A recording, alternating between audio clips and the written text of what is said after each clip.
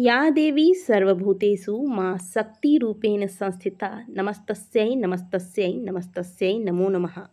नमस्कार दोस्तों, स्वागत है आप सभी का आपके अपने यूट्यूब चैनल खुशहाल ज़िंदगी में। आज के वीडियो में हम बात करेंगे शारदीय नवरात्रि के बारे में। शारदीय नवरात्रि जिस दौरान माँ भगवती स्वयं पृथ्वी लोक पर विचरण करती हैं, जहाँ जहाँ माता के नाम के जोत जलाए जाते हैं, कलश स्थापना की जाती है, दुर्गा पाठ का विधि पूर्वक अध्ययन किया जाता है, उन सभी स्थानों पर माता भगवती का आगमन इन 9 दिनों में होता है। साल में वैसे तो कुल 4 नवरात्रि के व्रत रखे जाते हैं, जिनमें से 2 सामान्य नवरात्रि और 2 गुप्त नवरात्रि होते हैं। लेकिन इन चारों नवरात्रियों में सबसे महत्वपूर्ण और सबसे अधिक माता को प्रिय जो नवरात्रि है वो है शारदीय नवरात्रि। पूरे साल भर में माँ भगवती की पूजा, आराधना, जप, पाठ इत्यादि करने से जो फल प्राप्त होता है, वही फल केवल शारदीय नवरात्रि के इन 9 दिनों में माता भगवती की पूजा अर्चना करने से प्राप्त हो जाता है। शारदीय नवरात्रि में माता की चौकी बिठाकर माता के दुर्गा सप्तशती का पाठ करके हवन करने के पश्चात कन्या पूजन करने से सभी प्रकार के ग्रह दोष समाप्त होते हैं तथा शत्रुओं से रक्षा होती है। माँ आदिशक्ति समस्त भयों का नाश करने वाली है। आइए जानते हैं साल 2025 में शारदीय नवरात्रि का व्रत किस दिन से आरंभ होगा, यह व्रत कितने दिनों तक चलेगा, यानी कि नवरात्रि की प्रतिपदा तिथि कब है, कलश स्थापना किस दिन होगी, अष्टमी नवमी पूजन किस दिन किया जाएगा और माता का आगमन इस बार क्या संकेत दे रहा है। इस साल माँ दुर्गा का आगमन हाथी पर होगा। ऐसी मान्यता है कि हाथी पर सवार होकर आना सुख और शांति की समृद्धि के साथ साथ व्यापार के लिए बेहद शुभ माना जाता है। इतना ही नहीं, माता रानी किसानों के लिए भी खुशखबरी लेकर आई हैं। जब भी माता रानी रविवार, सोमवार के दिन आती हैं तो खुशियों का आगमन होता है। देवी भागवत पुराण के अनुसार हाथी पर माता रानी का सवार होकर आना सुख, शांति और संपन्नता का कारक माना जाता है। यह अच्छी फसल, बारिश और धन धान्य का संकेत माना जाता है।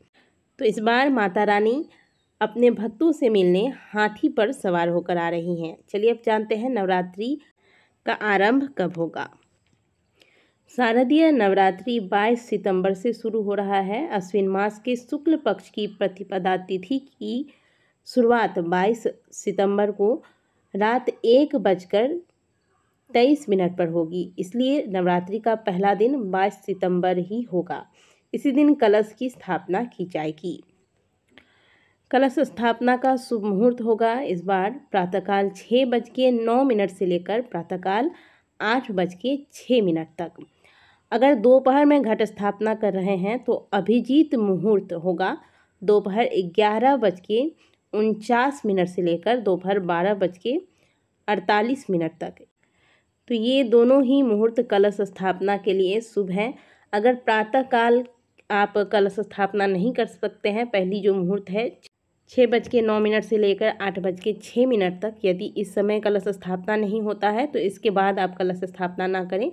कलश स्थापना फिर आप दोपहर यानी कि अभिजीत मुहूर्त जो कि बताया गया है 11:49 से लेकर 12:38 तक, इस बीच में कलश स्थापना अवश्य कर लें।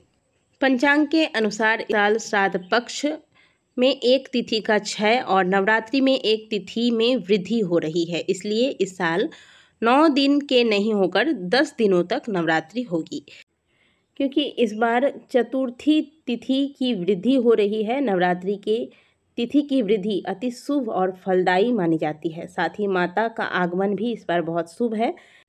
तो जल्दी से माता के आगमन की तैयारियां कीजिए। माता के आगमन की तैयारियां अर्थात घर की साफ सफाई, घर में मकड़ी की जाल ना लगे हों, घर के मुख्य द्वार को साफ करके नवरात्रि के पहले दिन यहाँ पर तोरण लगाएं। घर के मुख्य द्वार पर दोनों तरफ स्वस्तिक का निर्माण कीजिए। घर में सफाई करने के बाद पूरे घर में गंगा जल का छिड़काव कीजिए और पूजा स्थान को साफ करें, यानी कि घर में जो पूजा का मंदिर है उसे साफ करें।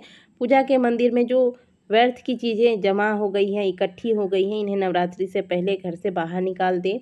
अगर कोई पूजा का पुराना दिया है, टूटा हुआ दिया है या थाली है, बर्तन है, इन्हें भी आप पूजा रूम से निकाल दें, यानी कि घर के मंदिर में कबाड़ इकट्ठा करके ना रखें, क्योंकि माता का आगमन वहीं होता है जहाँ सकारात्मक शक्तियाँ हों।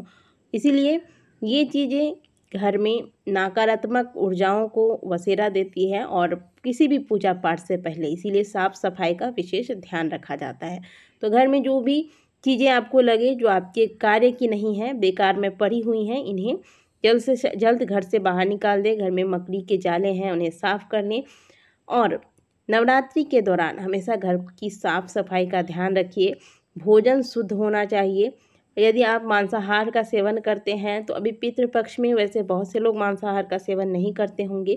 यदि करते हैं आप तो अमावस्या तिथि से ही आप इन चीज़ों का त्याग कर दें। नवरात्रि के दौरान घर में प्याज लहसुन वगैरह का भी प्रवेश नहीं होना चाहिए। अगर आपके रसोई में पहले से हैं तो नवरात्रि आरंभ होने से पहले इन्हें आप घर से निकाल लीजिए या पहले समाप्त कर लीजिए इनका प्रयोग करके।